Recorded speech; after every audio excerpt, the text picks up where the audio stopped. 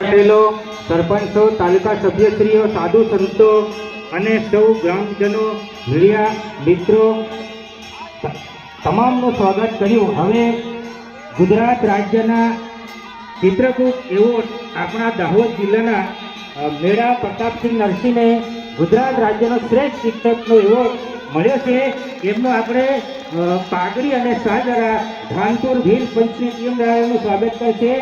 જેઓ ચિત્રકૂટ એવોર્ડ જેમને દાહોદ જિલ્લામાં આ ભીલ સમાજનો પ્રથમવાર મળ્યો અને જેઓ આ ભીલ સમાજની સતત ચિંતા કરતા મેળા સાહેબ, જેઓ દરેક ક્ષેત્રમાં સમાજને આગળની દિશા માર્ગદર્શન આપનાર મેળા સાહેબનું આપણે જોરદાર તાળીઓથી સ્વાગત કરીએ।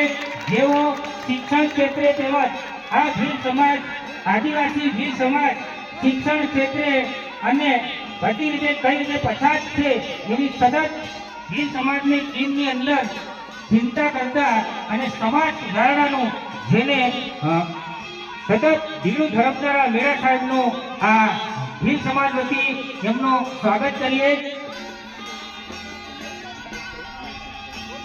મેળા સાહેબ એમની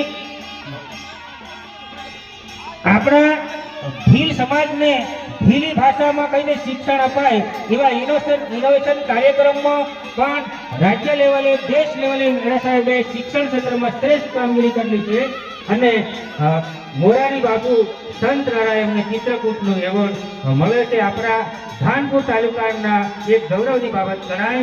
આપણે એમને ફરીવાર એક પુનઃ તાળીઓથી વધાવીએ।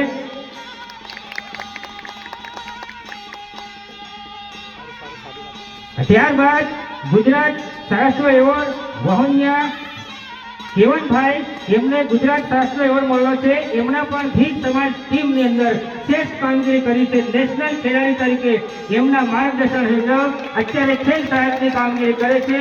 એમના માર્ગદર્શનથી 20 વિદ્યાર્થીઓ નેશનલ લેવલ સુધી કામગીરી એમણે પણ કરેલી છે। આ ભીલ સમાજ સંગઠનમાં ભીલ સમાજને જાગૃત કરવાનું જેમને ભીડું પાડી છે એવા કેવન સાહેબનું આપણે ફૂલહાર અને શાંતિ ભીલ પંચ દ્વારા સરપંચશ્રી એમનું સ્વાગત કરશે।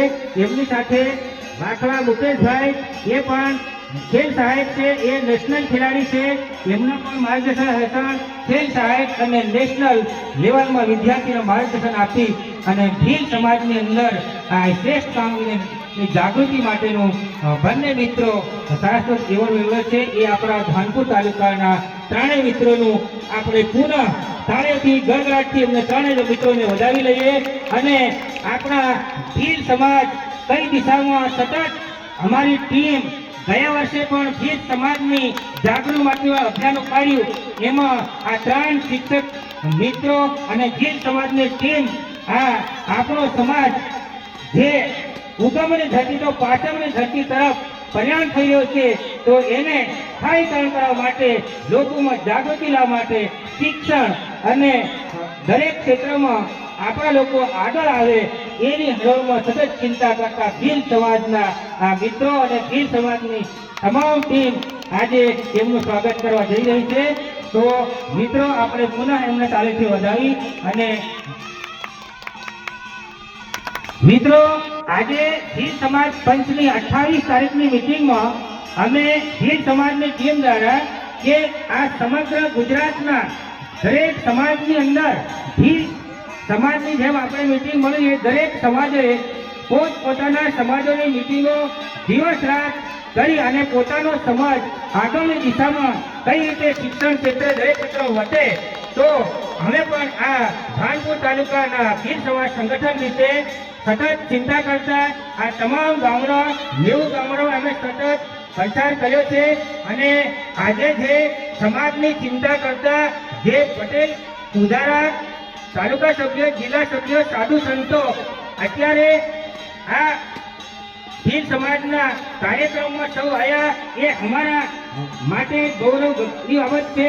અને ભીલ સમાજ આપણે ગાંધીજીનું સૂત્ર હતું કે હિંદ છોડો, આ અંગ્રેજો ચાલ્યા જાઓ, અહિંસક લડત હતી।